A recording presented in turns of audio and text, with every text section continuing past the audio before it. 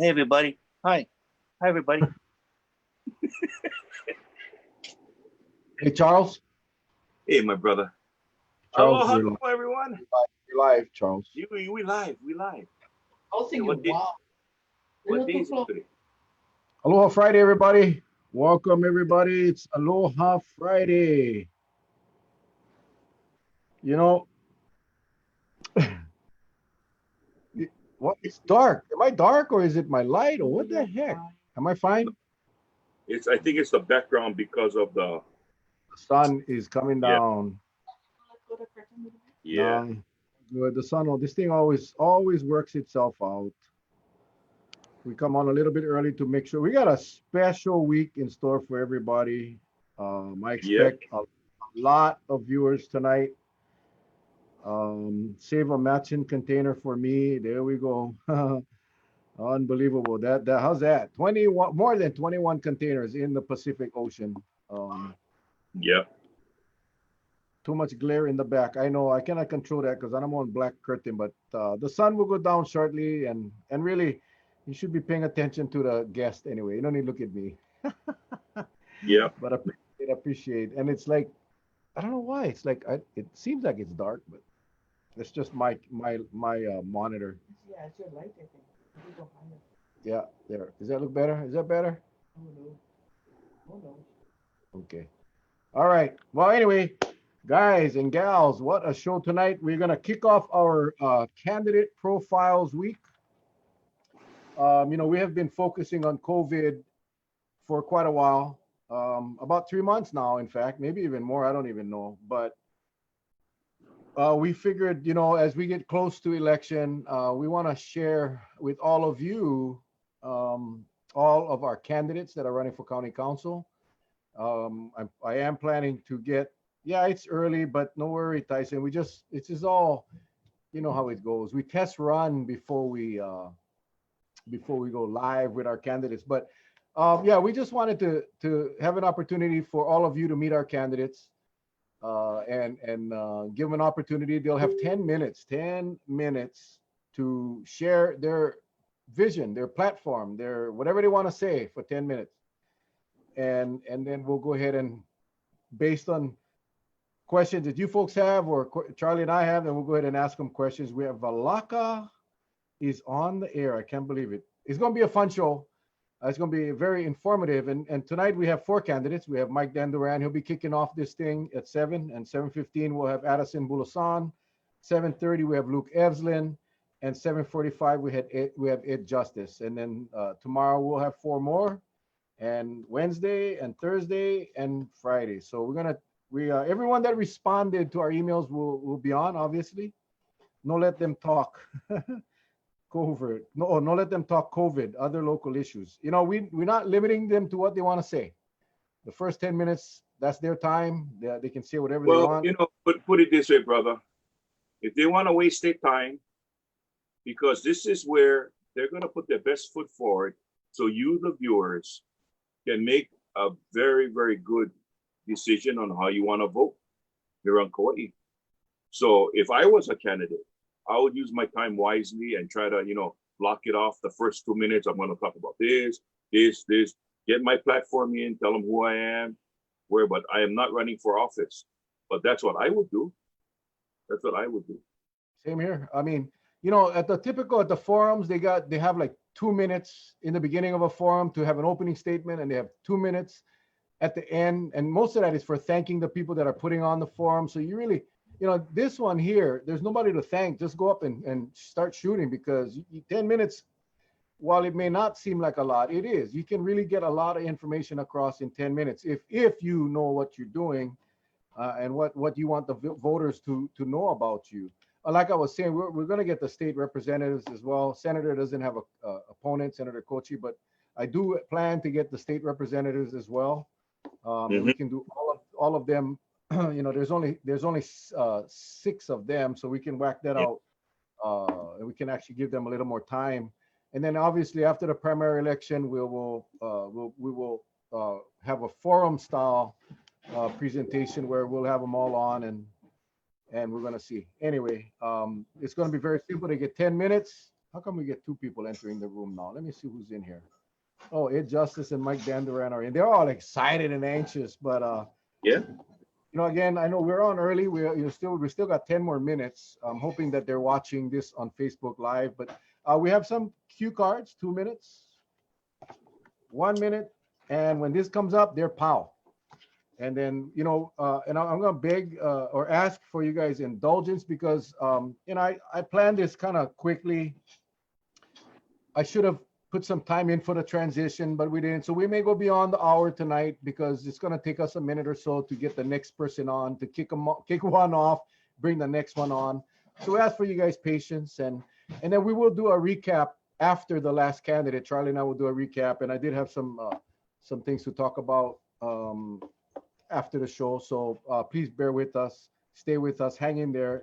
It's hey, get your notepad, get some paper and pencil because I think for most of you, I don't think anybody knows all the candidates. I know some of you probably know most of them, but there are many that you don't know, never heard of, and this is an opportunity to feel from the heart. Like I always say, and my advice to new candidates or new council members in my time on the council was, people gonna have opinions. People gonna like you this week and not like you next week, and every decision you make, somebody's gonna not be happy. So you may as well vote with your heart. Vote what you believe is right. Don't listen to the noise. Don't listen to the pressure. Do what you feel is right. And that's kind of how I did it in all my time on the council. And you feel good after you're done. And you could have lost the vote. You could have maybe had some people be disappointed, but that's not how it works. And so my advice to all of these guys is just speak from the heart. Don't have to go memorize a speech. Just come out and talk to you all like we're having a garage session, having a couple of beverages, eating some poo-poo, and just sharing, man. Just tell me, what's your plan for Kauai? What are your values? What's important to you on our island? I mean, I know a lot of you, affordable housing. We got to work more on affordable housing. But what's the value? What drives you? Why did you decide to run? That's what I'm hoping to hear tonight. Again, totally unscripted. No one got questions. No one got any kind of preview of this. All we told them was you get 10 minutes to do whatever you want. One candidate said, "Hey, I do better in a discussion." I said, "If that's what you want, that's what we'll do. But it's your 10 minutes. Use it how you want." But trust me, Charlie, if they want to go 15 minutes of dialogue with you and me and questions, we can do that too. That's.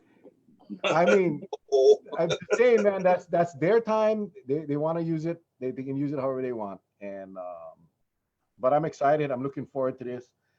We got 8 more minutes.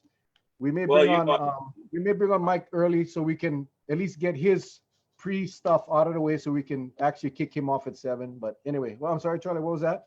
You were saying that, just for the Kennedys, just do what you feel from the heart. But if you suffer from numbness, the feeling won't work. You got to try another method. Okay. And, just try to do your best. Again, some people, I got some messages today. They said that, we're not endorsing. No, we're not endorsing anyone. Okay, let's get that straight to our viewers. This is all about getting them in front of you. There have been many other platforms. I'm pretty sure that you saw them on, but ours, as you know, we just try to get the information out and we let them go from there. And if they throw on curveball and they make a boo-boo and they become a doodle boy, then you're going to know. If they misuse their 10 minutes, they don't use it wisely. Because we will count down. We won't make exception because we just want to be fair to everyone. And the thing is, we're not going to interrupt anybody until such time. If they start, talking about Area 51, then that's it. I'm going to cut them off. We're talking about Martians tonight. Okay, no Area 51. Sam is asking, maybe we can go 15 minutes each after the primary. I'm actually thinking more than that. I'm thinking we do a forum style. Maybe we'll go 2 hours or 2.5 hours, and we'll have them. We'll do 2, maybe 7 at a time. We'll pull them by random. It's to have 14 people on is Zoom is going to be kind of difficult. But if we can go 7 and 7, maybe we'll do a 2-night forum, and maybe with 7 people, we can probably get away with an hour and a half per night, and that way we'll pull questions. We'll pull questions, and not the kind you ask the first person the question, and then the second guy get the same question, the third guy get the same question. By the time you're at the end, they're just saying, I agree with so and so, and I agree with no. We wanna hear what's going through the minds of our candidates, and this one is going to be, again, 10 minutes is a lot of time to be able to figure out a little bit about these candidates. So yeah, I'm excited, and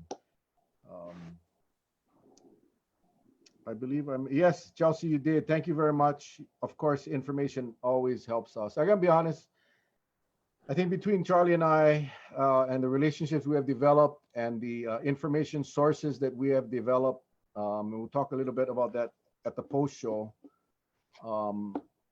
we're so blessed, and we're thankful for all of that. And because we're not discussing the information that you provide doesn't mean we don't talk about it offline. And so we appreciate, keep the information coming, because it helps us do what we do. So anyway, anything else, Charlie, before we bring in? I just answered Trevor. She said if I got the blue, and I told her that I'll be getting it from you on Wednesday. And don't forget, don't forget, folks, on Wednesday is testing day. So if you have an appointment, please do not miss your appointment. It's at the Kootenai Beach Resort. It will be in one of the ballrooms. So we'll have some people out there guiding people in where you got to go. And we'll try to make it as seamless as possible. Once you do your test, when you leave, we'll make sure that, we stay in compliance. We'll make sure that everybody is properly distanced apart. Make sure everybody brings their mask. Okay. And then we'll get you off on your way. So, I'm anticipating, I look forward to it. And the team that's coming up looks forward to it too. So I think it'll be a good thing, especially what's happening now. And we can discuss more after the show. So, and that's another thing. Right now, folks, if you're on right now, and I see there's 132 of you, please start to share from now. Okay? Start sharing, start a watch party, do whatever you need to do right now. Start to share.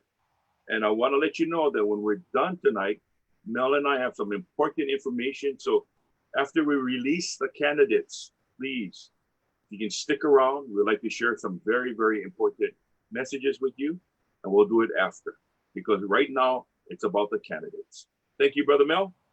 Oh, thank you. And again, I'm glad you brought it up. Wednesday, don't forget, if you haven't registered for your test, and Wednesday, Kauai Beach Resort from 10 to 5. So go to doctorsofwaikiki.com. I just found out today we have been bombarded with appointments. A lot of you are concerned, especially now with the recent events with the clusters. Don't let this opportunity pass you by. Doctorsofwaikiki.com. Get your appointment scheduled in tonight, and we'll see you guys there on Wednesday. All right. Okay. Yeah. Let us bring in Mike. Oh, Mike. Here we go. Let's bring in Mike Dandurand. Mike is coming on board right now. And there he is. Okay, he's getting his coffee and get everything out. There he is. There's Mike Dandurand. Connecting to audio. You're on, Mike. You're on. Is coming on board right now. Hey. Hi. And there he is. Hello, everyone. Hey, Mike. It sounds like you have, I get Mike, First of all, I want to say thank you before anybody does. Thank you for what you guys are doing. Yeah. Hey, Mike, you got your Facebook Live running. Are we on? Just turn, yeah, you are. You're watching it on Facebook Live. That's why. And there's a slight delay. So. Yeah. If you can just turn down the volume. Got it. Okay. How's Perfect. That? All right, Mike. This is. Thank you for joining us. Let me just say that we sent out invitations, and like I told you in the email, you will be scheduled based on your response. So whoever responds first gets scheduled first. And there was no accommodations made. Everyone got listed as they returned the invitation. So Mike, you were the first. You responded like within the first 2 minutes. So you got the first round draft. Hang on here. Let me get this out of the screen here. Okay. So anyway, Mike, this is how it's going to go. We talked about it. 10 minutes. It's your Right. time. Do what you want. Share what you want. At the end, before the end of at 2 minutes remaining, I'll put this up. At 1 minute remaining, we'll put that up. Got it. And at this point, I will cut your mic. Okay. Just kidding. And then we'll just have a nice discussion for the next 5 minutes. That's Charlie Iona up there. If you don't know Charlie, I'm sure you know Charlie. Aloha, Charlie. Yeah, we did a couple gigs out in Waimea Cottages. We Yeah. did a couple gigs out there. One of my favorite places. Yeah. You know. Well, anyway, let's start. You know. Okay, so I want to introduce my wife Patsy. She is the timekeeper, so she's going to tell me when 2 minutes are left. So with that, we are not going to wait another minute. Mike, we are starting you off right now. All right. Hello, everyone. My name is Mike Dandurand. I'm running for county council. It's my first time. And a little bit about my background. I grew up in Oahu, lived in Makakilo Pro City, and went to St. Louis High School. For any Crusaders out there, I know there's a few still on island around here. And then afterwards, I went to, got my college education at the University of Notre Dame, where my father went. And I was lucky enough to get a job at the Hilton Hawaiian Village when I graduated in Oahu, and the general manager there he became the Kauai Hilton general manager. I moved out to work at the Kauai Hilton, and that's how I got to Kauai.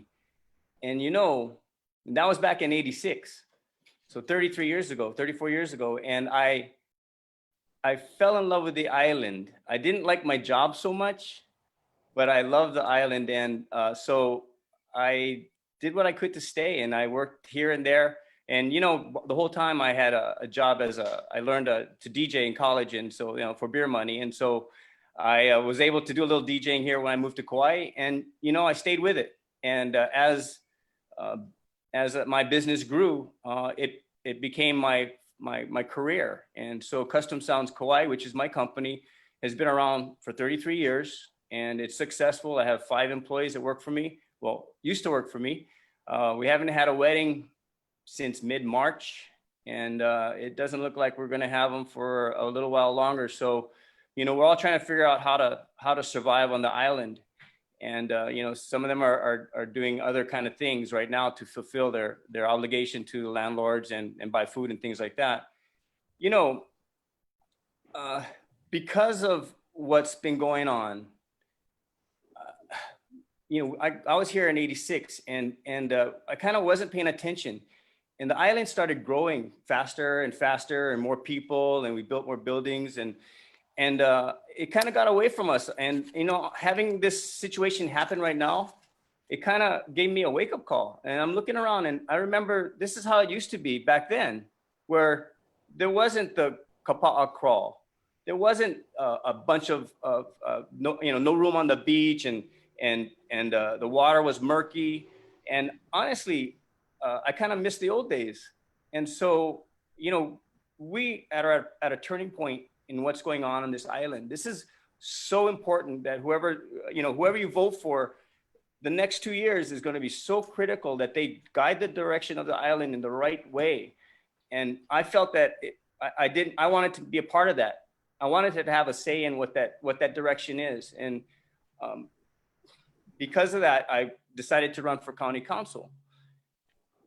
As I ran, I learned a lot about what's going on the island. And there's, you know, the words are sustainability and over-tourism, TVRs, VDAs, recycling, you know, our waste system, water rights, what is it right here? Homelessness. You know, these are all issues that I was aware of, but now they're actually an important part of who I am, because I realized that the more I learned about all of these things, they're all connected. And, you know, sustainability, you know, we are all chasing that tourist dollar, right? Because it became so easy to get. And we kind of lost what we loved about the island. You know, what we want to do is we want to make Kauai again. The reason that we came here, not because you can make a lot of money in the tourist industry. that's not the reason why we live on this island. So my focus is not so much to chase the tourist dollar, but figure out how we can keep the dollar on Kauai. Because, you know, you chase the tourist dollar, it's gonna, it's gonna go away. But if you take this dollar that you spend on Kauai and you spend it on your local business owners, that dollar stays on island. If you take the dollar and you spend it on Amazon or a big box store that starts with a C, and I know I do it too, that dollar doesn't stay on island, it goes out. And so what my focus is, and I'm learning as I go, but having a circular economy is the solution. If we can take that dollar that we spend at a local farmer's market or a food hub, and they spend that money back again on the island, or we go to a local vendor, a local restaurant, a local establishment, that money stays here. It pays the local employees and that kind of thing. And so what my whole focus is, if we can change our buying habits, and instead of shopping at the big box store or ordering on Amazon, I mean, imagine when you order on Amazon, they pack something in wherever you're ordering it from. It goes in a box, it goes on a plane, gets delivered to here. Then you got to take it out of the box or take it out of the plane. Then you could drive it to your house. How environmentally conscious is that? So, you know, and it's hard because it's so convenient. And my whole focus would be to try to make people aware of their buying habits. I recommend, and you know, my wife, she was really integral in convincing me, hey, let's go shop farmer's market, or right now we get it from Rising Sun. We order every week the same box. We get different kind of vegetables, different kind of fruits. That money goes straight to the farm. It doesn't go anywhere else. And we're getting vegetables that are grown on Kauai. The Rising Farm is organic, so it's all organic. And we get it every week, and it's just kind of a circular, you know, and I find that I'm not spending as much as I used to. You don't go and look, you don't go shopping for all these different things, and you don't, you know, you don't buy bananas from Ecuador, you buy bananas from Kilauea, you know, and Moloa. But you know, that's the whole thing, is we got to think locally. I know that you guys talk about it on your show all the time, and that's why I love your show, because you guys are spot on as far as what we're trying to accomplish. But it takes everyone to focus on that, and we need the critical mass where everybody starts doing it, so that our farmers can start building on what they have. So right now, everybody's kind of living on unemployment, and they're living on grant money, and you know, and that's what we got to do right now. But when it ends, what are we going to do? We got to start now to building on our equity in our island, so that we could, when the money does run out for unemployment or whatever, or another pandemic happens, we don't have to rely on the tourist money. We can rely on ourselves. You know, the ancient Hawaiians had the apua, and that's exactly what this is. They relied on the island to sustain their village. Now we can rely on Kauai to sustain ourselves. So, you know, that's how I feel about that. The first thing that caught me, that convinced me that I wanted to run, was the rental cars. And not because I saw them on the road, it's because I did not see them on the road. You know what? That's the difference. And my wife was like, oh, you know, did you notice the air is a little cleaner? The sky is a little clearer. The green is a little greener. And she's right. And why is that? Because there's not so much cars on the road. And I think that what I did was I drove around and I sent pictures to you, Mel, you've seen them, of where all these cars are stored. Gang, there's 8,000 cars stored on this island waiting for the thumbs up so they can start renting again. I feel that is kind of one of the important things that we need to look at. Now, we cannot stop the number of people coming in from the island to the island, but we can make it so that they focus on another way of getting around. And you know, there's only 7 or 8 Uber drivers on the island. I want to create more of a demand for that, so that our local people can start their own business. I've talked to many Uber drivers. They all love what they do. I end up making relationships with my Uber driver a lot of times because they're telling me about where they're from or what have you. And so, you know, if we can focus on that. So I know I'm running out of time. There's so much to talk about, Mel and Charlie, that basically I just wanted you guys to understand where I'm coming from. I want this island to be sustainable without being held captive by the tourism. And we're going to have tourism, and I'm not against it. It's just, let's control where they go and how they go and what they do, because, you know, this is our house. Gang, this is our house, and they're guests in our house. So we have our house rules that they got to follow. And I think that's what we need to focus on. And, you know, people are going to say, oh, you can't do that, or I don't care. I'm going to keep going until we can figure it out, because the same thing that happened in KA Beach, you know, couldn't do it. All of a sudden it took a flood to stop them, and now they got it. And now we're at the same situation, but we can do it island wide. So anyway, that's my platform. And I hope that you support me in this. And God love you guys, man. And thank you. And give me a chance. Thank you, Mike. Appreciate that. I think, and I'm not sure if you see the comments. I think a lot of people resonate with your message, and that's a good thing. I know we got a couple of questions, and I know one. Let me start, Charlie, if you don't mind. Go ahead. You talk about the rental car, and yes, you sent me those pictures, which I wish we had some time to share it, but we'll do it another time. Okay. One of the things that the county is tied, their hands are tied, is about adding any type of surcharges to anything. I mean, we just cannot. We're limited to revenue. Yeah. Would you be willing, and would you be willing to stand up and demand that the legislature Absolutely. allow the counties, and would you commit to, if possible, getting legislation passed to tax or surcharge the rental cars, We got an additional fee? We got to do that. We got to do that. The hotels need to charge for renter cars so that it's expensive. We need to make it difficult and inconvenient for our visitors to rent a car. Locals, different story, but you know, we need to, just like we need to change our buying habits, Kauai, we need to change the buying habits of the visitor. We need to let them know that, hey, there's Uber available. We can increase the transportation between the hotels. There could be hop on, hop off. Kauai bus is excellent, and I support all the drivers over there. But you know, we can actually increase some of those road riderships, get more tourist-friendly buses if we have to.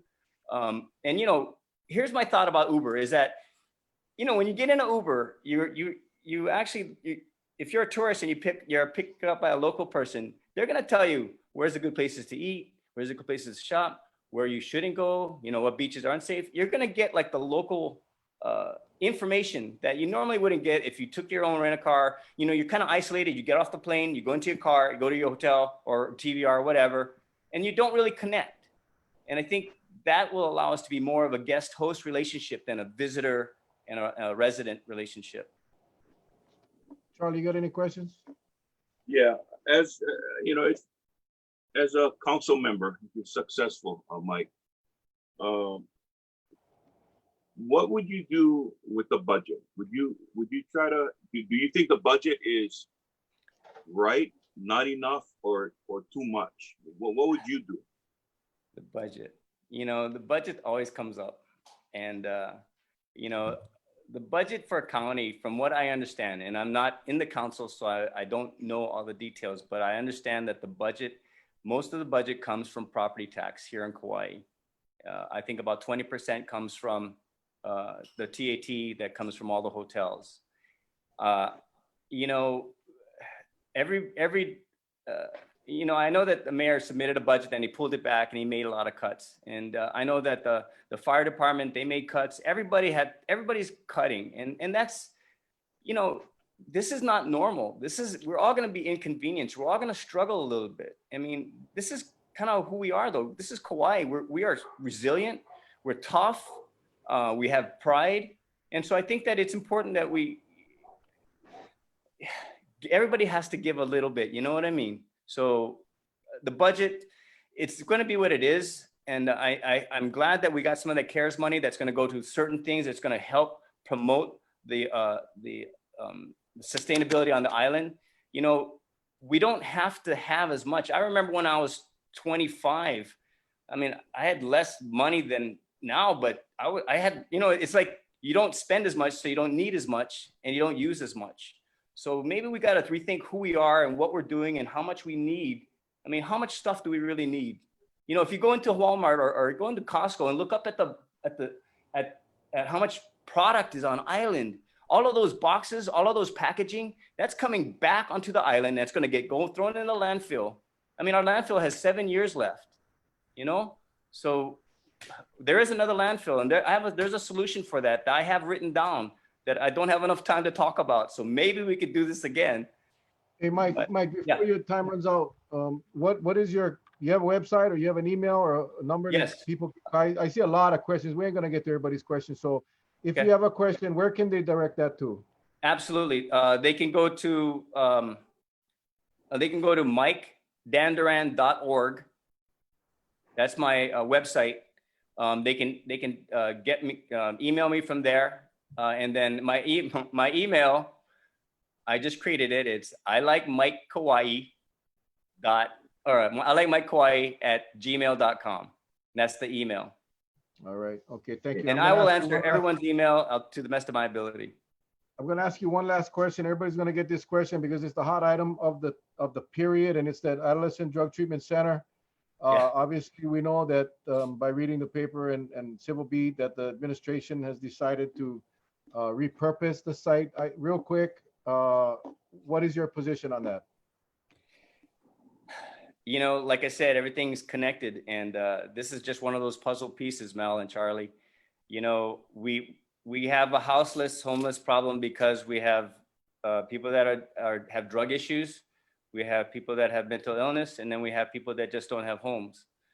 If we can take care of the people that have drug issues, that would solve some of the problems. We're not going to cure everybody, but we need to give them an option for a place to go if they want to get cured.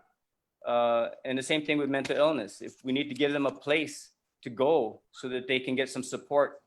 And if we can take care of that, then I think a lot of the houselessness will be at least addressed, you know, and then the affordable housing will be left for those that really need it, which is in, Mike, I apologize, Mike. We got to cut because we got somebody waiting. I can actually see Patsy going, cut. Yeah, she's over there whacking me. So anyway, Mike, thank you very much. My pleasure. I like Mike at what was your email? I like Mike At Kauai Gmail. at gmail.com. All right, I like Mike, thank you very much. Kauai at Gmail. All right. We'll see you the next time, buddy. Thanks All a right, lot. thank you. Aloha, everyone. Aloha.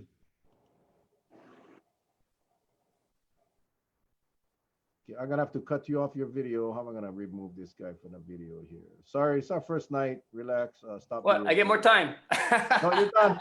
See ya.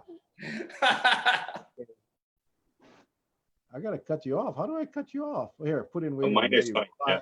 Yeah, I got him. Okay, here we go. But it's gonna be something else. Controlling politicians. Hey, what happened? Oh, there you go. Bulosan, eh? Addison. All right. Hey! Yes!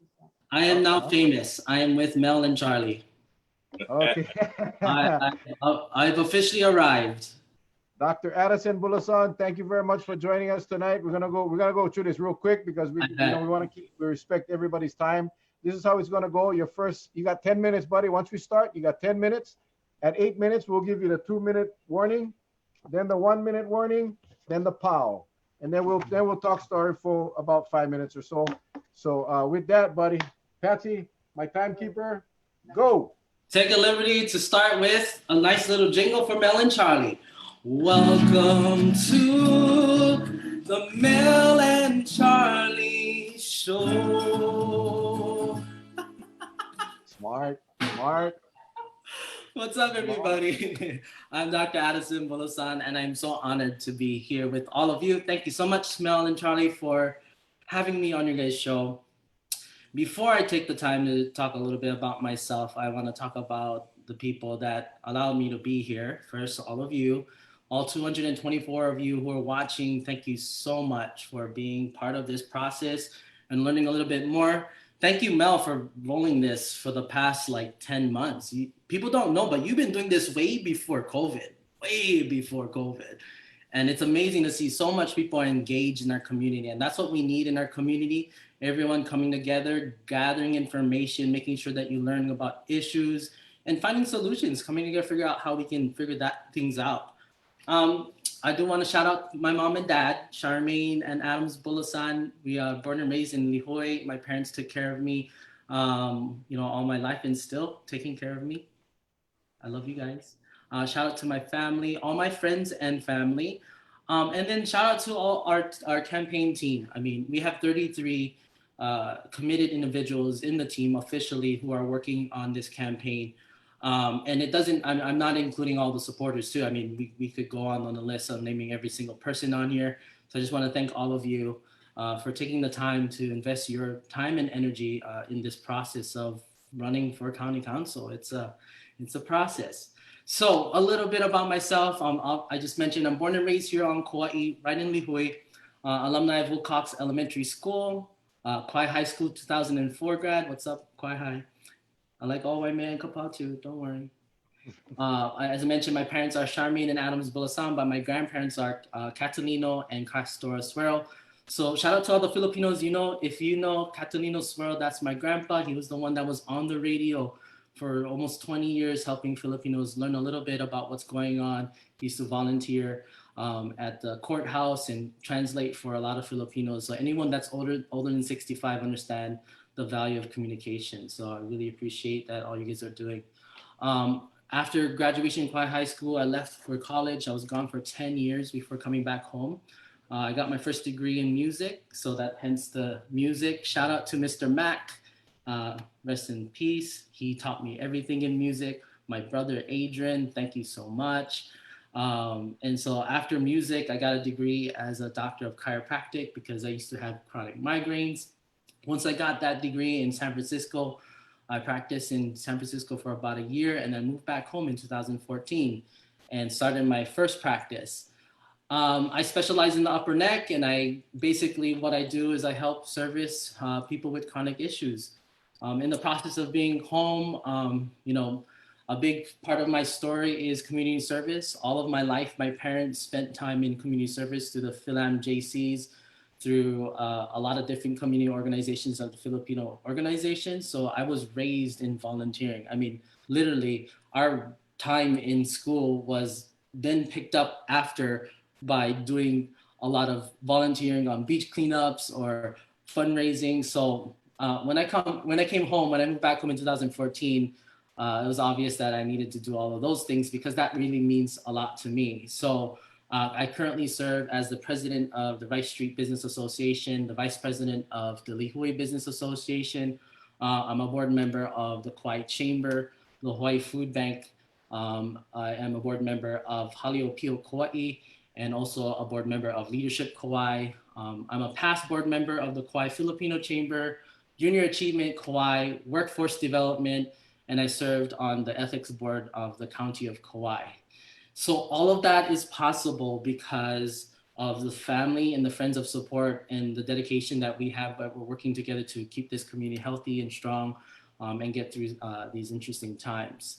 So the ultimate question I always get, and I know there's a bunch of questions already, it's loading up, I love it. Just a quick FYI, I'm gonna post all of this information in the comments. So if you have any questions, you can reach me anytime. I'll put my phone number and my email so you can get a hold of me. People have been asking me why now.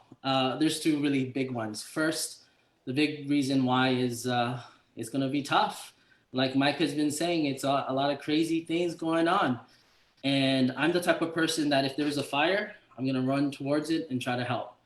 And that's what I see right now. There is a big fire, and not just the COVID side. As a healthcare provider, I understand the challenges that we're in, and we've been trying to manage what's going on, and I think we're doing one of the best jobs in the whole world. Congratulations to our county and all the people who are doing all the work that they do. But really, it's also a big economic challenge for the whole world. And I believe a lot of innovation is going to be needed. A lot of tough decisions are going to be made, a lot of ones that people won't like, but it has to be made. And I think I have the expertise, I guess not really expertise. I have the background, the experience, and then I have the will to make those tough decisions. But most importantly, I have the passion to want to work with people. I want to work with all of you, every single one of you, 231 watching, Mel and Charlie, and all the leadership that we have. I want to work with you so we can solve these challenges.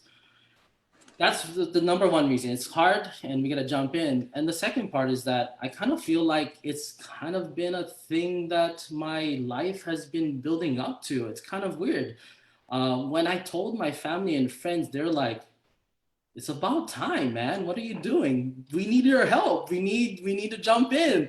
And I reached out to everybody, and it was the same thing. And I thought it was new to me. I guess everybody figured out that I needed to run and help in this capacity.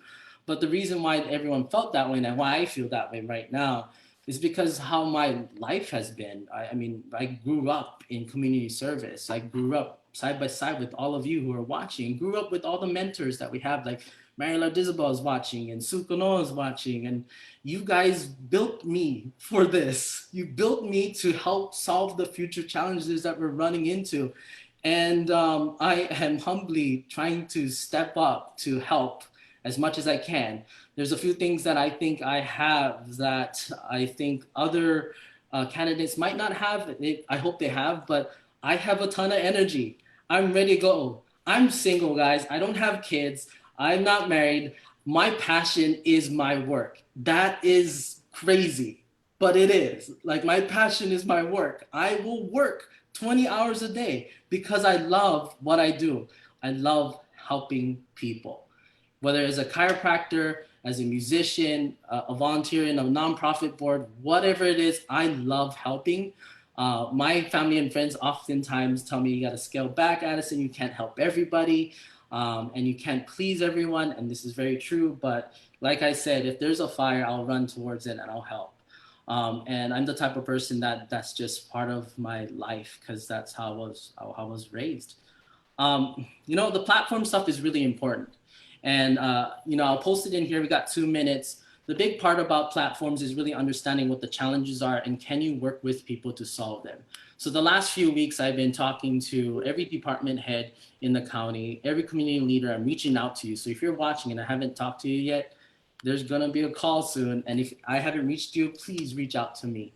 But really the challenge is collective. And the two pieces that I'm really focused on is saving businesses. Right now, every single business, I want to save you guys, and just creating jobs that is sustainable. Don't get me wrong. I care about the environment. I care about affordable homes. I care about bringing our families back together. Care about then the drug problem that we have. I am working through every single issue. But the one thing I know is that we can't figure any of that out without coming together. And because there's experts in our community that we can just utilize and just come together. So as I wrap up, I just got to say thank you to everyone for being on right now. I'm going to post everything I just talked about and then get to some of the things I wanted to talk about, but that's just how it is. I'm looking forward to connecting with all of you. And if you have any questions aside from the ones that we were posting, if I can't get to it, I'm happy to answer them. That's one of my favorite things, is connecting with people and talking story. So let's go to the questions. Okay, question number one. You ready for question number one? In your position as a chiropractor, you run your business, and now if you're selected and you get a position as a council member, what's your understanding of the budget, what it takes to run this county? And knowing that COVID has hit us, there's plenty aid coming in, but there's going to come a time when the budget is going to have to be what it is. What's your take on it? Yeah, I've been spending a lot of time on this one, especially with our county finance group. They've been looking at that. I've been talking to all of our incumbents. I've been talking to other experts who look at other county government. So the one thing about my background is, as a chiropractor, I'm also a small business owner. I own 4 different businesses. So I understand budget, understand how to run a business. I understand also how to look at multi-million-dollar businesses, because we look at, as a nonprofit, there's certain nonprofits I work with that try to take care of those things. So the big piece about this is that what a lot of people aren't realizing is that the next few years are going to be tough. And when I say tough, it's going to be hard because the budget is going to get squeezed in 3 main areas: TAT tax, GAT tax, and fuel tax. And a lot of our cohorts are working on it right now. So I'm working on it right now with them. Even if I get in or not, let's just figure it out. I don't really care. Well, I do care about getting in, obviously, but we got to figure it out anyway, regardless. So we're looking at all the solutions that we can. My biggest thing for the budget for the county is how efficient can we get? And they've been working super hard at getting efficient because of COVID, right? Stay at home, working from home. What systems can we put in place that we don't have to spend so much money on? I mean, these guys are working super hard. So a lot of the implementation is really collaboration because the solutions are coming through. It's not a shortness of ideas. It's how well can we effectively put the idea in, work on it, and get it done. And it has to come in quick. And so on the budget side, that's part of it. So 2021 budget is set right now. We will be okay in that sense. But 2022, 2023, 2024 is the ones that we got to look at. And that's what I'm looking at right now. Okay. Sorry, I talk fast. That's why I get that. Well, you got it, because we're on like the fire round. Real quick, I'm going to ask everybody about the Adolescent Drug Treatment Center. I mean, I'm gonna have to explain it. I think you know what's going on. Yeah. I just really want to know what your position is as far as the residential treatment center. Yeah, thank you so much for emailing me on that day. It was like everyone, it was news for everybody. So just like you, I love getting information. So I've reached out to almost every part of that faction of what was going on. First initial feeling, broken heart, man. I mean, you just think about all the kids right now and what's going on right now with COVID and people not being able to be in school, and just the dynamics of, you know, finances and home challenges right now. We are going towards a place that is not healthy. And so I've been talking to the county, different parts of the county that is in charge of these things. And I know they're super committed at wanting to make sure that that program runs successfully. That was the #1 priority for them. And so hopefully that I can give some input and find some solutions and bring together that we don't have to scrap this whole idea, because the hardest part about this right now is the people who are suffering and need help right now is not just us, but our keiki, our everyone under us right now, because they're learning through these challenges, and some of the coping mechanisms aren't healthy, and we gotta get them to a better place, and that's our kuleana. I mean, we can't really ignore that. That would be irresponsible. Charles, anything else? Any other questions? Do you think right now, the way the county is, the way it's positioned, do you think it's top heavy, not enough, or just right? Because I hear a lot of differing opinions that, you know, because things are tough, maybe we gotta cut government. There's too much government spending. So the thing is, you know, is government too big right now, or what's your take? I mean, when you spend $250 million, it's a lot of money in your mind, right? It's like, holy smokes, $250 million. But when you look at the services too, like, we do so much. So the question really isn't, is it too much? Is it not enough? Is it little? Are we doing the job that $215 million is supposed to do? And here's a business thought in how we think in business. Can we make $215 million work turn into $3 billion work? Meaning, can it get so efficient and can we do our job so good that it doubles, triples the production? That's the kind of thing you got to think, and like out of the box, right? Like, if one person right now does one job, can that one person do 5 jobs, but only use the energy of one? That's the stuff you got to think about. And I that's the stuff I get super excited about. So I'm gonna post all the stuff that I just talked about in the comments. Sorry, Luke, you're it's gonna get flooded by my post. So I appreciate you guys. All right, Addison, I gotta cut you off. Luke, we got Luke waiting in the wings. Again, Addison, thank you very much. Good luck to you. Work hard.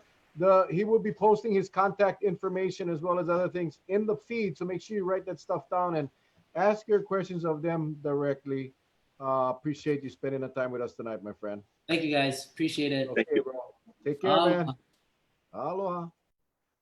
All right. Okay.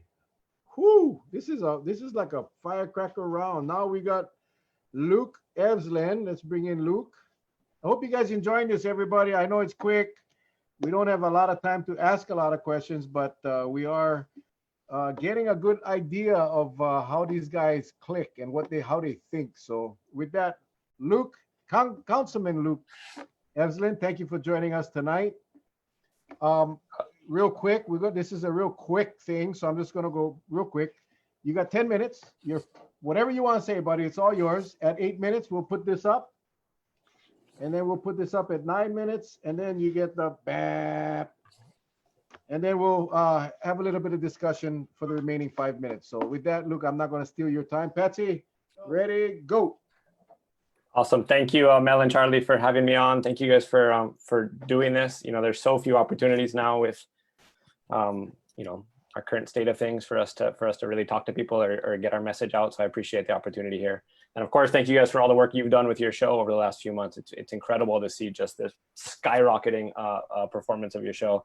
Every time I come on Facebook, I feel like I see you guys talking to, you know, Josh Green or Ed Case or somebody about all these vital issues. So I'm honored to be on here. And I got to say, I'm a little nervous too. I've been getting more and more comfortable with public speaking, but now this feels like I'm on like the Today Show or something. But you know, just a brief introduction. I'm finishing off my first term on the Kauai County Council. I live in Lihue with my wife and my 2 children, 18 months old and 3.5 years old.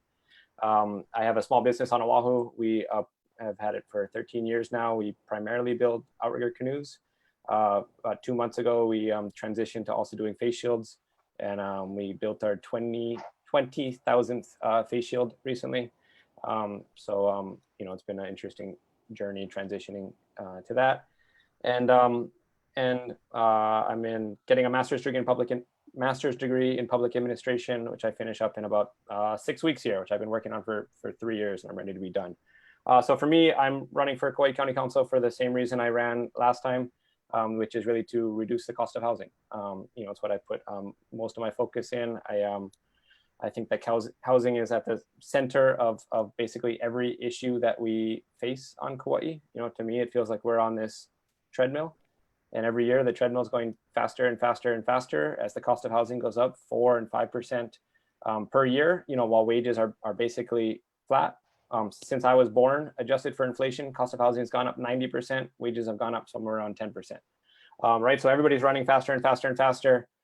Taking on second jobs, third jobs, you know, not seeing their children on the weekends, not investing in, you know, their children's education, you know, just to stay in the same place, basically, right? And I think that, you know, all too often we see what happens when people can't keep up, you know, on this treadmill, and somebody falls off the back end, you know, and maybe that's turning to like substance abuse or drugs, or, you know, moving into a beach park, or like me, I moved in with my family when I was 25.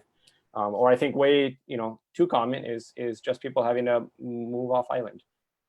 For me, I was in a Zoom meeting today, planning our first planning session for our 20-year high school reunion, which I can't believe I'm getting that old, but 20-year for class of 2003 at Kauai High. And it was our first meeting, and a lot of classmates I hadn't seen in a long time, about a dozen of us in this Zoom room. And I realized 3/4 of my, you know, the classmates in that room live on the mainland. Right, and then we're talking about where to have the reunion, and then the conversation goes into our Facebook group, you know, Kauai High Class of 2003 Facebook group, and everybody's saying, let's have it in Vegas because we all live in Vegas, right? That's just like crushing, and so that's the cost of housing, right? It's like sucking the soul out of our communities as my generation, you know, and so many others is forced to move away, but it's also, you know, causing our education crisis. You can't be a teacher and afford to live on Kauai. So we have a teacher shortage on Kauai. We have a police officer shortage on Kauai. 15, you know, police officers short because it's hard to be a police officer and afford the cost of housing. Small businesses can't find people, you know, pre-COVID at least. You know, we talk about economic diversification all the time, but how can anybody, you know, start a business if they, you know, can barely afford a house, or they've got no savings and they can't take that type of risk. So anyway, for me, housing's at the center of it all. And I think, you know, so often, you know, as I've learned on Kauai County Council, you learn how little power or authority we actually have over so many issues, right? So often people are coming about this and that issue, and then you kind of, oh yeah, that's great. You dive into it and it's like, oh shoot, the county doesn't, you know, it's hard to affect change. You know, we can't regulate businesses. We have very limited control over tourism.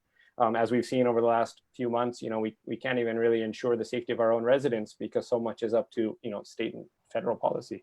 But housing is the one thing, you know, that we do have lots of authority over. The Kauai County Council is the land use body for Kauai. All right, we determine zoning, density, you know, the permitting process, the property taxes, which can incentivize and disincentivize housing. And part of the core of our housing crisis, at least in the last, you know, 10 years or so, is that it's become really hard to build a home. between 1960 and 2010, we were building on average 600 homes per year on Kauai. We're down to about 120 per year since 2010. And most of those homes are getting built on agricultural land and residential land far from our town centers. So not only is the cost of housing high, but what's happening is that all of the affordable housing is so far away that we're forcing everybody into long commutes, right? Which then increases carbon emissions, because carbon emissions from transportation is our #1 source of emissions on Kauai, because we're driving so much more every year because our new houses are getting built further away, and it's consuming agricultural land, right? Farmers can't be profitable because ag land is so expensive, because growing houses is, more profitable than growing crops. So, all that said, I think we all recognize that this is, a profound issue. And for me, the answers are the Kauai County Council, right? It's as much as public policy can be the solution for things, sometimes well-intentioned public policy is also part of the problem, right? We've made it really hard to say add on a unit to your home, right? If you have aging parents or your children coming back and you want to convert, make an Ohana unit and put a kitchen in, right? That process, if anybody's tried to go through it, I tried to go through it, and it takes forever and it's really expensive. So we got to make that as easy as possible, especially in and around, our town cores. So right, reducing that kind of red tape, and and then through property taxes as well. We should be disincentivizing, speculative home ownership. 25% of our island's homes are TVRs or vacant, because Kauai is a super profitable place for off-island people just to park their money, wait for that home to increase 5% per year. They pay relatively low property taxes, right? And then they sell it for a windfall and nobody's in the house, right? We can't be having all these vacant homes when we have this crazy housing crisis. So luckily with property taxes, right, you can disincentivize that. We can target property taxes, which we do to some extent, towards, vacant high-end homes. And then of course, disincentivizing vacation rentals at all. Also, and then, other mechanisms like, ensuring that we're investing in expanding sewer. County hasn't expanded sewer into a residential neighborhood for more than 20 years or so, right? That's one of the biggest barriers for anybody trying to get a permit on their house is aging cesspools. I think we're in a situation where, we're asking people to put in a septic system for $25,000 or $20,000. They can't afford that, and then if the county comes down in a couple of years and says, oh, we're going to expand sewer into your neighborhood, they're not going to want to do that because they've just spent all this money on a septic system, right? So I think we need a pretty clear plan on how we're going to expand sewer and how we're going to pay for it. And there's a lot of good funding mechanisms out there for doing that. So that's what my focus has been, for this last 2 years. It's what my focus will continue to be going forward, is doing everything we can to reduce barriers to home construction in and around our town cores, to ensure that anybody who wants to can find an affordable home close to where they work. By doing so, hopefully we can preserve open space and agricultural land, right, to help support farming. And we can also reduce the amount that everybody has to drive here. And that's the end of my spiel here. So I'm not used to speaking for 10 minutes if you guys got questions. I tell you, man, you speak so fast. I remember years ago, I said, Luke, man, slow it down, buddy. But you know what? You're so much better, man. I could understand everything you said. Hey, I get excited. I know, yeah, no, good. And we're excited to have you on. I'm asking everyone about the drug treatment, the residential drug treatment center. I think you've made your position quite clear, but is that something that you guys are pursuing, or you personally pursuing, to keep that facility as an in-resident treatment center? Yeah, certainly it's my #1 priority for that location, and I admit I haven't gotten a chance to follow up with the administration since our last council meeting. So I don't know any more than I think, you guys know from reading the Civil Beat, which is the first place I found out about it.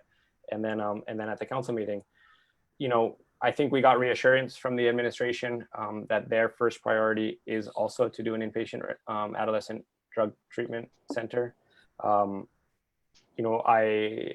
hope and I trust that the current direction right now is sort of a second best alternative as we figure out how to, get a qualified provider on board and somebody willing to do it. The primary problem, as we keep hearing from admin, is I believe the first 2 RFPs had no responses. The second one, the one we went forward with, the one that got canceled, there was a lot of issues with it. So, if we issue another RFP and nobody responds, that's not good either. So we just have to ensure that the RFP gets modified in a way that can support inpatient, maybe some outpatient adolescent treatment there. Yeah, so that is my priority for that space. Thank you. Charles? Okay. Sir, I hear that housing is pretty much your platform. I mean, I'm very moved by what you said. So I'm going to ask you a question, and it's a twofold. It has two parts to it. One is, you say that from a county level, there you have more control. So one, is there enough space to start putting more housing? That's one. And second, how do we control it? Because the cost of housing seems to be running away. So excuses are, well, the landowners sold it for this much, so we gotta sell it for this much. But sometimes the numbers get so astronomical. What's your take of how, and is there a political will to control it? I guess that's what I'm saying. And a lot of it's going to depend on the council. So yeah, I mean, a couple components to that. One is that the cost of construction adjusting for inflation hasn't changed all that much over time. There's been some increases due to building codes and extra requirements and such. But the real big driving upwards cost of housing, it's existing homes that are just appreciating in value rapidly. So when I cited, I think, 90% increase in the cost of homes on Kauai, that's actually only looking at resale value of existing homes, right? So that's just the market for housing is exploding because there's so much more demand than there is new supply. So, certainly I think we need to control both aspects, making sure that the cost of construction doesn't, get outrageous, but also really trying to stabilize the market cost of housing, right? We can't have sustainable 4% and 5% year-over-year increases. And there's a lot of housing markets across the country that have relatively stable housing prices, right? You buy a home, it shouldn't necessarily make you a windfall in appreciation, and maybe it stays, at the same value over time. As far as having room, yeah, that's why I put so much of my own emphasis into things like ARUs, Ohana units. For the most part, they're sort of like invisible housing. One, it's converting existing homes to like a duplex, right? That's what I did for my own house. Add a kitchen so you can have sort of a lockout in the house. It doesn't change the footprint of my house at all. Or most ADUs and or Ohana units are built in the backyard, right? So it's kind of what they call like invisible housing. So as far as do we have the room? Yeah, I think we do have the room for a lot more through those types of mechanisms. And the other thing, as I said, right, 25% of our housing stock is sitting vacant and TVRs. So that's a critical component of the supply right there, is to try and disincentivize vacant ownership as much as possible. So it's not only about just building lots of houses. And also, I just want to be clear too, that for me, the priority is to try and reduce the imbalance between jobs and housing. All right. So like Lihui has 60% of the island's jobs and 25% of the island's housing, right? And it's the core of all of our traffic issues, as everybody's commuting into and out of Lihui. And a lot of people, they say, oh, the only affordable home I can find is in Waimea, right? So that person's driving Waimea to Lihui because there's not enough housing in Lihui. So most of our other communities actually have a better balance between the number of jobs and number of houses. So I think it's just looking at Lihui as kind of a, how do we spur more construction in this area? Thank you. Luke, and I'll continue on the housing because I know that's your forte and you've done great work, I got to say, as far as the current council with trying to get this, to crack this nut. We have a problem with TVRs, a lot of illegal TVRs. We have a lot of TVRs that have been grandfathered in over the years because of the inability for the county to amortize its use based on a state law. And we have been lobbying for the state for many years. Are you in favor of amortization so that we can discontinue the use of TVRs, let's say when they sell the property? So we can start bringing those numbers of TVRs down and getting those houses back into the rental pool.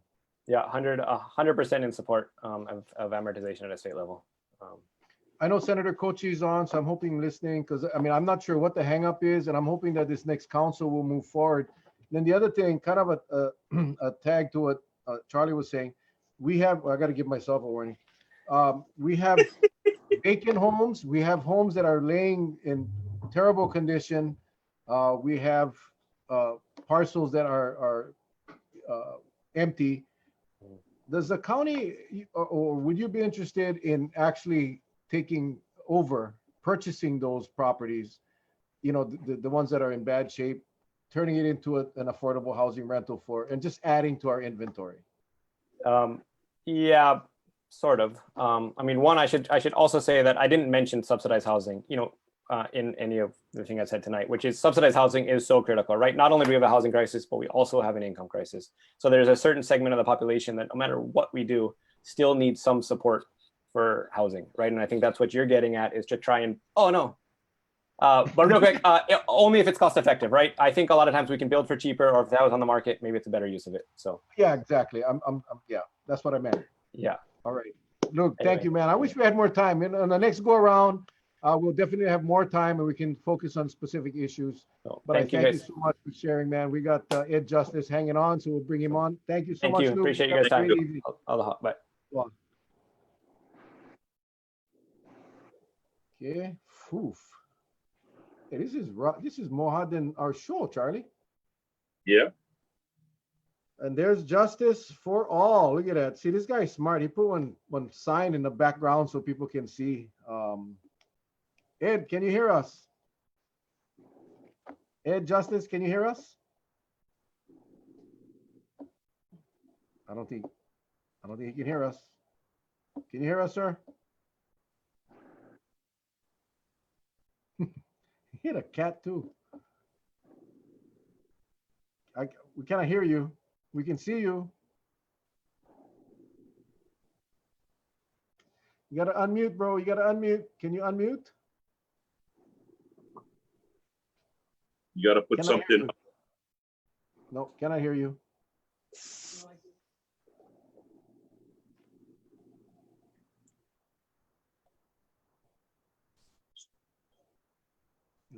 He's playing with his cat.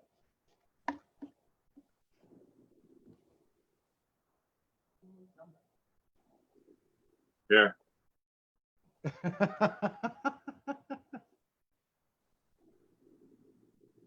Okay, hold on. He's coming in with another. He's asking for another. Hold on. Boom. Let's bring that one in. Can you hear me now? Oh, I Yeah. can hear you now. Okay, sorry about that. Okay, let me I'm put using my that here. iPad, so it's all new to me. All right. All right. You can bring your camera. Okay, there we go. Okay, Ed Justice, aloha, and thank you for joining us tonight. Thanks for having me. As you saw in the email, you'll have 10 minutes to say whatever you want. At the 8-minute mark, we'll put up the 2-minute warning, then we get the 1-minute warning, then we get the power warning. It's a good with that, system. got my timekeeper right there. Patsy, are you ready? Ready, set, go.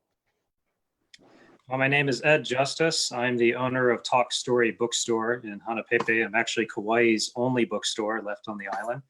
I started it in 2004, and we got about 25,000 books in here, a little bit of everything, comics, vinyl records, and it's we just try to have something for everybody. This is my boss cat, Celeste. She's actually more popular than the store. And so I'm running for office. As you guys know, I ran for office back in 2010.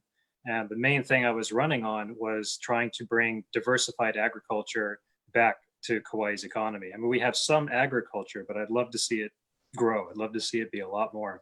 And I think we have a lot of opportunities, especially now, to finally start incentivizing that. And I remember, Mel, that was something that when we ran together in 2010 that you were definitely talking about too. And I think we can make that work. Two ways I think we can focus to get that to happen is to do what some of the other counties already do that produce more agriculture than what we do. Because currently I think we produce about 10% of the state's agriculture. And I'd love to see us do a lot more. Oahu, they produce 30% and they have less ag land than we do. And one of the things that they have is they have a higher ag land tax on vacant, unused ag land. And they use that higher tax to then offset the opportunities for active ag land. So if somebody already has a farm going, or if they want to incentivize new diversified agriculture, that lower tax rate will help encourage businesses to start there. And the higher tax rate on the vacant ag land will help offset some of that cost, right? And the other thing that we can do is to try to get the water department to help with the infrastructure and getting some of these farms started. Because, you know, obviously infrastructure, startup costs, those are going to be the biggest things, the biggest hurdles for agriculture to restart here on Kauai in a large scale. And I don't think we really have to reinvent the wheel so much, because there's already been nations that do this. Like New Zealand is a fantastic example.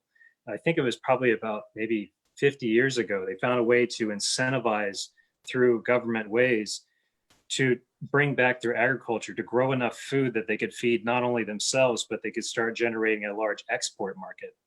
And they did it. You know, they actually, the New Zealand actually ended up creating a sustainable economy. They could shut themselves off from the whole world, and they would be able to survive. They can grow all their food, they can grow all their fruits and vegetables, all their livestock. And so that's a really great model. I think we can follow that. And, you know, and as you know, Mel, we've got like loads and loads and loads of studies that have been done by the county and the state and the federal government, USDA, and we're talking millions of dollars in studies. So we can take those things off the shelf, blow the dust off, you know, put together a planning session, go, let's make this happen. You know, I know we can do it. So I think it's an important thing, and that's why I'm running, because I think now is the time. It seems like everybody who's running seems to share that same vision of we cannot be as dependent on tourism as we used to be. We've got to diversify. And I think this is a great way. It's not the only way. We can't just survive straight on agriculture, but we can definitely make it part of our economy, a major part of our economy. And I think the cool thing about that is you'll actually be able to create more businesses out of the agriculture rather than just what the agriculture produces, because you'll have other small businesses that will see the opportunity that new agriculture presents, and then they'll be able to create value-added products. And then those value-added products can also be exported, right? So that then brings in more money into the state and also to the county. So those are my main reasons why I'm running. When COVID-19 hit, it affected my business. I lost 80% of the revenue, but I've had to do all kinds of things to streamline, to cut costs, you know, reduce my hours. And it's just sometimes we got to do what we got to do. And that's my main thing. I'm running. I want to help bring business back. I don't know if I can fill up like 10 minutes for you, but I can try. I mean, I just talk story. No, we can fill up the time with questions. And like I said, 10 minutes is your time, but appreciate that. I like what I hear. Charlie, I mean, he's well-versed in agriculture, so he may have an agriculture question. It's nice to see you, Charlie. Thank you. Well, I think based on what I just heard, let me just ask you about, I asked the same question of the other candidates, but, again, looking at our present state, and, if you're successful in getting on the council, looking at the budget, working with the budget for the county, because we're going to be in trying times, as you know, because COVID kind of took a big gouge out of everything. And number one, we're going to have to find a way to kickstart the economy locally, because it seems like it's very difficult from the state's end, because the state is heavily relying on tourism, and I'm sure all areas, but Kauai is kind of unique. We got some areas that we could possibly expand into. And so I wanted your take on that. Well, the one thing is, I mean, as you guys know, the budget, most of that budget is taken up with employee costs, payroll, and pension, right? So most of that, like I think it's like 85% maybe, is just kind of untouchable, right? Because that's all dealing with the area of collective bargaining and unions, and it's not something you can really mess with. And then what you've got left is the remainder, right? And there's always things you can cut. There's things like a lot of it you don't want to cut, but sometimes you don't have a choice. It's just like my store. I didn't like that I had to cut a lot of expenses. I didn't like that I had to cut my supply of things I was bringing in, and even reduce my store hours, but I didn't have a choice, right? And I think it's the same sort of philosophy. We have to make conscious cuts that we know it's not ideal, but we have to understand we have to cut it temporarily so that we can actually provide it later on, right? And I think that's the hard part. I don't know the details of the budget, so I can't give you like a line item of, oh, we can cut this or cut that. But, thankfully we got a cost control commission, and that is their job. They look at the budget, they find all the little pieces, and they go, what about this? What about that? What about this? And those are the folks I'd really love to consult with as well, because those are people who are passionate about cost cutting. My wife, Yoriko, she used to work for Panasonic as a cost controller, right? And so, there are people who can see all the little details, see where this can be cut, see how this can be streamlined. And, we can do it. it's just going to be hurting for a while, like you were saying. Okay, thank you. You know, I know a lot of people kind of shy away from the personnel costs because of the unions, and I know for many state, county, federal elected officials, they kind of shy away from that, and they try to get away from cuts. And I'm not suggesting cutting, but are you willing to? You see, you're right. COVID changed the environment for everybody, including the county. Absolutely. County has a $50 million rainy day fund. But at some point, we got to take a look at personnel costs. At some point, we got to look at, are we, or do we have too many employees in the county? What is your position on actually starting to look at the efficiency studies of our county departments? And you know, I'm not saying take on the unions, but really the unions got to understand that right now everybody's suffering, everybody. Right. And you know, are you willing to stand up and say, hey, you know, we need to during this reset period take a look and see where we can actually reduce the size of the county? Oh, absolutely. I mean, the county is one of the largest employers in the county, right? So I'm totally okay in bringing on the unions and other groups to discuss our problem, right? We want these jobs to continue, but we may have to make cuts and we may have to reduce it. And obviously anything we can do to streamline is necessary. And sometimes there are jobs that are there that are redundant, right? And sometimes those positions, even though it may be hard to cut, may be necessary. I mean, I had to let go of an employee myself and I didn't want to, but I knew if I didn't, there wouldn't be a business for them to be able to come back to. And I think it's having that understanding and, like you said, having that difficult conversation, but we don't have a choice. We have to have those conversations. There's no choice. We got to. All right, Charlie, we got about a minute left. No, I'm just in awe by all the responses. All right, we get.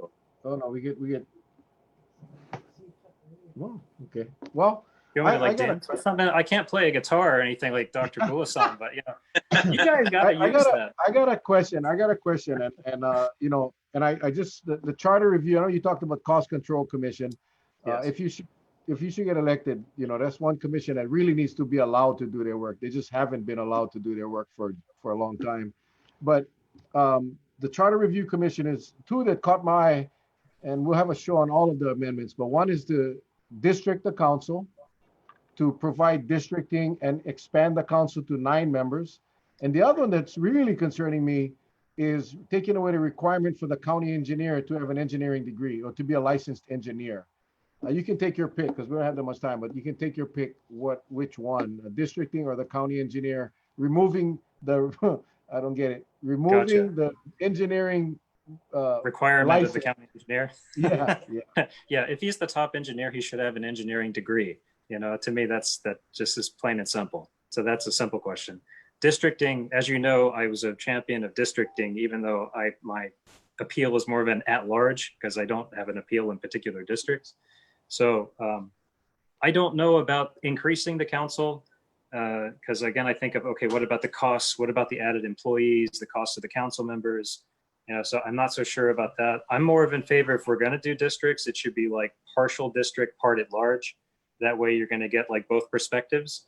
And maybe instead of making it complicated, just do the 3 state districts, you know, since you don't have to reinvent the wheel. And then that way everyone's got a majority for a vote. You get to vote 3 at large and 1 somebody from your district. So I've never seen this version of the districting presented. I think it's an interesting discussion because I love having interesting discussions, but yeah, it's going to be fascinating to see if it even passes on the charter. I couldn't get any district proposals to pass. I tried, but you know, it's okay. That's how it works. It looks like it's going to come. Oh yeah, I forgot you served on the Charter Review Commission. Yeah, I was on there for 5 years. Yeah.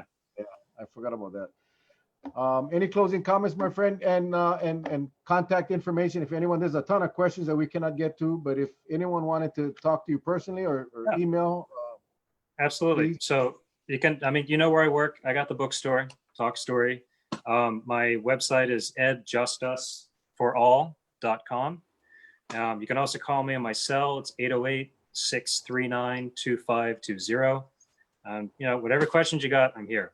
I'm happy to serve. If you feel like I can be a voice, I'm happy to be there. Perfect. All righty. Very Thanks, guys. Well, thank you very much. We made the time. I cannot believe we did it. We did it, and we got Right. done by 8. Hang around, everybody. We're gonna have a little recap afterwards. But thank you, Ed. And Thanks for having me. we wish you well, buddy. Work hard. Thank yes. Thank you. All you. Take right. care, guys. All right, Charles. Let me see. Well, Let me get out. I there. was very impressed with these folks. This is starters. They Yeah, pretty interesting, pretty dynamic. And I think, you know, all the others are watching, so they're getting a kind of like a head start. They're getting kind Yeah. of like now they can prep more. They kind of know the format, but I like this format. It gives them an opportunity to speak freely for 10 minutes. And as you can see, the questions, we pop the questions based on what they're talking about. And I think, yeah, it'll be cool. I think it'll be a good rest of the week. Tomorrow night, we have Jade, Wally Ali Batad, Mason Chalk, Wally Nishimura, and Felicia Cowden. And I will post that up as well. So yeah, I hope you guys see value in this. I really do. I do. I mean, you know, and we talked about the charter amendments. I will definitely be scheduling the county clerk or somebody from the Charter Review Commission to come on and explain all those amendments. Those amendments do affect all of us. So we wanna make sure you understand before you get the ballots. We want to make sure you understand what you're voting on as it comes to changing our charter. So anyway.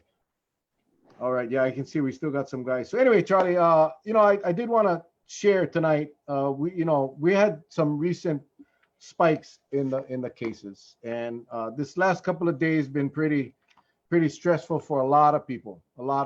And like I called Charlie today that you know, today it hit home for us here. Today it became personal, and let me explain real quick. And I'm by no means am I saying this to ask for any kind of sympathy or any kind of rah rah rah. I'm just saying that today my coworker found out that he came in close contact doing his job while working, came in close contact with positive COVID, with one of the positive COVID clusters. He in fact came in contact with 3 of them while he was doing his job. He did not have a clue. He did not have a clue about any of the clusters. It was just by chance today, through our own investigation in our office, through our own connections with people in the community, that we found out that in fact he had come in contact with a positive COVID patient. Now, he didn't get informed by the State Department of Health. Now, he is in very close proximity to myself and my other coworkers in our office. We have one small office with 3 of us in there. And so his exposure happened on Tuesday of last week. So he's getting a test tomorrow. The others in office are getting tested tomorrow. And we definitely hope for a negative result. My point is this: the State Department of Health, the contact tracing program is not perfect. The contact tracing program is not reaching out far enough to the people that are positive. I'm not going to sit up here and beat anybody up. My point of saying this is that if not for us in our office, and again, the information that comes to us through non-government sources is how we found out that my coworker came in very close contact, 18 inches to 2 feet of 3 of the COVID positives. He had that contact for quite a while as part of his job. If not for us finding out, he would still be going around. Now he's on quarantine, I'm on quarantine, but it's not because of the contact tracing. Now, there were other incidents that I'm not going to disclose that has occurred over the last 2 days, that the State Department of Health was not aware or did not. Hang on, I'm just checking something here. Oh, that did not make contact with necessary people or people that had in fact contacted or came in contact with people. So my point is this: until they get this squared away, we really cannot rely on the contact tracing. I am not here to say it's malicious. It's, for whatever reason, the contact tracing is not extending far enough out to reach everybody that has come in contact with these positive patients. So my whole point in all of this is, please, guys, please, please, please, please, while these clusters are active, while you have people out there that have come in contact with people that have tested positive, well, that is still going on. And I anticipate more numbers tomorrow and on Wednesday. Please protect yourselves. Please practice social distancing. Please wear your mask. Please wash your hands.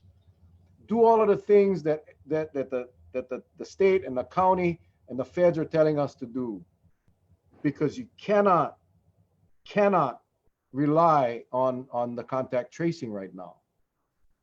The paper said they had 50 contact tracers on Kauai, but they're not catching everybody. So please take care of yourselves. I don't want to hear anybody getting contacted. I don't hear anybody, I don't want to hear anybody coming in contact with people that came in contact with someone that was positive. This virus is contagious. That's the bottom line. So please, everyone, I beg and plead for all of you to, this thing is not going away. Yeah, we had no numbers for a long time. We got complacent. So did I. But to your normal activities around at the store, you got to take this thing serious. Now, Wednesday is the testing at Kauai Beach Resort. Now they're offering the nasal swab. They're offering the antibody. I suggest that if you believe you may have come in contact with someone, even remotely, that you go get tested, because there's nothing to play around with. And I see how easy it is for my coworker who is just doing his job to run into a situation that could possibly affect him medically, and the rest of us. So just please wear you guys masks. Please do it for everyone else around you. If you don't care about yourself, do it for the rest of us that do. Anyway, I just thank you, Charlie. I just wanted to make that point again, and for no other reason than to ask all of you, until we get past this, which is probably going to be a while, that you all practice the safety rules.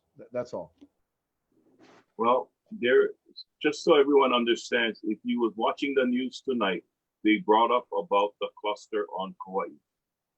And the headlines was that the contact tracers are still trying to find out where the infection came from. But that's why I'm upset. We've talked about this before. Okay? We're under the impression, I use the terminology over and over again, that we scrubbed this island clean because there was a period of time, weeks on end, with nothing reported. Then all of a sudden, bam, the thing starts coming out. Okay? So, just to let you folks know, because I got a call, and this is public knowledge, so there's nothing to do with HIPAA. But this past Sunday, I was given a call because they couldn't understand what was happening. So I made a call to find out, is there a drive-through testing that we don't know about? Because why? There was a whole bunch of state vehicles at one of the neighborhood centers with individuals that were suited up with masks and shield, and there were cars driving through. Now, based on what I saw, and this is just an assumption, It was not a drive-through testing because there was no signage, there was no reporting, there was no program listed that they were going to do any kind of testing. What this was is in conjunction with the contact tracing for the cluster that happened. If that is the case, all I am saying is I saw between 20 to 30 vehicles, 4 people in a vehicle. You do the math. You do the math, folks. That's the ones that will look like was being tested. So, right? And all I'm saying is this has no other relation to anything else. Because number one, there was nothing in the papers, there was nothing on the news that they would have a drive-through testing. We know that there was a cluster reported on Thursday or Friday of last week when it hit the news, right? So now, all of a sudden, you've got all these people being tested. Gee, how did that happen? And that's what I say. The health department, if that's how they run their testing program, fine. Me personally, I've said it before, I gave you the description of what I think a contact tracing should be, but I was told, no, they get 1 bachelor's degree. And at the end, you don't need to be that technical. Just as long as you're a people person. Those of you that watched that program, you heard it out of that person's mouth. What happens is, what Mel is saying tonight is that his co-worker possibly is infected because that co-worker was in direct contact with one of these clusters. Now, Mel has been in contact with this co-worker, so he could be possibly infected. But what we're saying is, if we heard correctly about contact tracing, the person who's infected will tell the contact tracer who they came in contact with, then the contact tracing levels will start to talk to those people, and then the fingers start going out. Well, guess what? That happened last week. Mel, were you contacted? Were you contacted? No. You're on that level. You're on that line of coming in contact. So that's I think that's a concern, Charlie, and that's why you know, for me it's a limiting factor. I call it in the military, we call it limiting factors, where there's something that you're not going to change. You and I are not going to change. It's going to be what it is, and so the next level of defense is really protecting yourself, and that's what I'm trying to. The point I'm trying to make tonight is, if not for our resources, if not for people on this call tonight that gave us information, if not for us reaching out to people in the community to verify, my coworker would be working tomorrow. He'd be back working tomorrow. I'm gonna respond to one of the questions, and they just said, "You mean the West Side Pharmacy?" No, this was not at a West Side Pharmacy. This was at a neighborhood center. Okay, the vehicles there were state health department vehicles. That's what I'm trying to say. Because people were concerned. There was about 6 or 7 of those vehicles. And you've seen them before from the state. And people were with their masks. People had the little booklet walking up to each car, taking information. You've seen it before on TV when they do drive-through testing. That's what they were doing. They were there. Maybe they were collecting information. I didn't drive up. I drove by, because I just wanted to put that person at ease, what they thought I saw. And I said, I think what it is, it pertains to possibly, I don't know for a fact, but I think I got a pretty good hunch that it's possibly related to that cluster. So the thing is, what angers me is, again, now, you get in contact, your friend gets in contact, your worker, nobody's contacting. I mean, if that's what I said before, when we always talked about, why don't you let us know the location?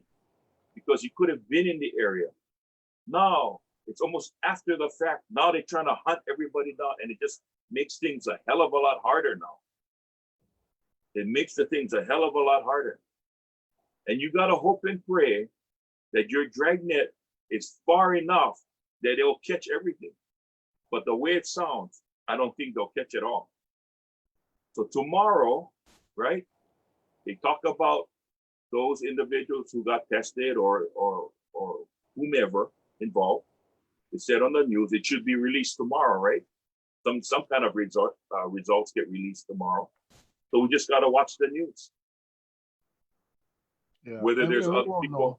Yeah. We won't know. We won't know where. And I understand HIPAA. I understand all of that. But you know, the more and more this thing spreads, I think it's important for the state to let people know the area of potential infection, because again, in the case of my coworker, had he known, he would have gotten tested last week and not waited till today. And we all could have gotten tested. But you know, again, my concern right now is for everybody that they go out and just be safe. If you have the slight inkling that you may have come in contact, go to your doctor and get a test.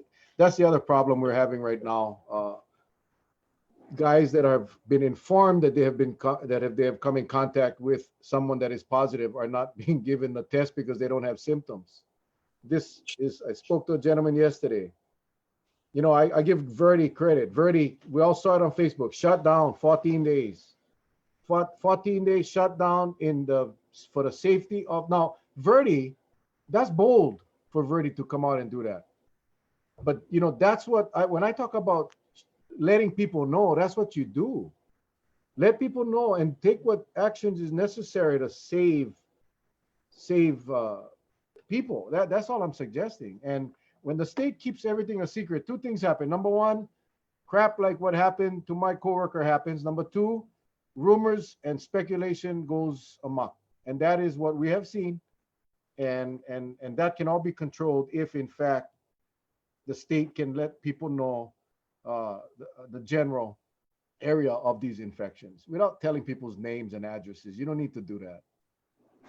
But anyway, no, you know, I told you guys, I never test positive. Trust me, I don't know. I'll get tested tomorrow. But you know, the first thing I'm gonna do is doing Facebook Live to let all of you know that if I came across you, please go get checked. I ain't shamed to get the virus. Of course not. That virus is not, you know, it's nobody's fault. Nobody's fault. But we got to make sure we take care of ourselves. That's the bottom line. We got to make sure. And also, you know, while we're on here, I'm going to thank Sarah Blaine, Chief of Staff for the Mayor. She has been very responsive to, as you can imagine, I was on the phone almost all day today. Almost all day. And Sarah has been the middleman, I guess. And you know, it's difficult because of the HIPAA. You know, Sarah cannot say anything, but everything I get, I can give her. She can relate to the health department for them to do whatever the hell they do. So thank you, Sarah. I don't know if she's on tonight, but Sarah Blaine is again, you know, stepping up for the community safety and health. So I just wanted to give her a public thank you. Yep. Well, Well, my anyway, brother. Tomorrow, again, 7 o'clock, Jade Wally Ali Batad, 7:15 Mason Chalk, Wally Nishimura, Felicia Cowden. On Wednesday, we get Richard Fukushima, Donovan Kabibi, Jackie Nelson, Deborah Lynn De Silva Cavero. On Thursday, we get Kipukai Kuli, Rory Parker, and Billy DeCosta. That one should be fun. And then Friday at 7 o'clock, we get Arrow Kanashiro. And that's kind of how we're going to roll out the week. We're trying to get the county clerk, and elections officer to come on this week so we can talk about the new voting procedures. And we'll go from there, my man. Yeah. I'll be home tomorrow. Well, everybody out there, again, just be safe. That's all we can do right now. Just be safe. But you know, I like to also thank, you know, when people get concerned, they know how they can get a hold of us. We go out and we check everything. And then, like I said, I just want to make it perfectly clear. I did not go ask any questions I don't know who people are, but I just saw a lot of cars going through cones, a lot of state vehicles, a lot of people that look like white lab coats, some with white lab coats, a lot of them with face masks on, going into cars. That's all I saw, and I drove by. Okay, the thing was out in the open, so it was no secret. And there was people in the area looking on, gawking. So, but I just wanted to take this opportunity to, if you put 2 and 2 together, right, 2 and 2, then you're gonna know what you saw. That's all I can say. That's all I can say. Right? Well, I did get. I was informed today by one of the people that got tested at Hanapepe, and this ain't a HIPAA violation. I mean, really. That there were over 50 people tested at Hanapepe Neighborhood Center yesterday. In relation, all because of the cluster. Yeah. So that result should be in tonight or tomorrow. We should hear it tomorrow. We probably should see it on the report tomorrow. I don't know. But nonetheless, regardless, like I said the other day, we don't need to worry who, what, where, when, why, how. We take care of ourselves. Stay protected. And and no matter where you're at, if you think you just gotta take care of yourself. Be safe. Yes, brother. With that, tomorrow night, 7 o'clock, we come on early. So if you guys like join us at 6:45, you can join us at 6:45. But anyway, 7 o'clock tomorrow, we get the candidates. We'll wrap it up throughout the week, and we'll have some fun. Get you guys educated so we know who to vote for come November or September. Don't forget Wednesday. Don't forget Wednesday. White Beach Resort. Don't forget Wednesday. I was gonna get my test on Wednesday, and I'll get them tomorrow. But Wednesday, Quiet Beach Resort, doctorsofwaikiki.com. Sign up tonight, guys. Seriously, man. Get your antibody test, get your nasal swab, whatever you think you need, and let's protect ourselves. With that, aloha, you guys. God bless. Love you guys. You stay safe. We'll see you guys tomorrow night. Aloha.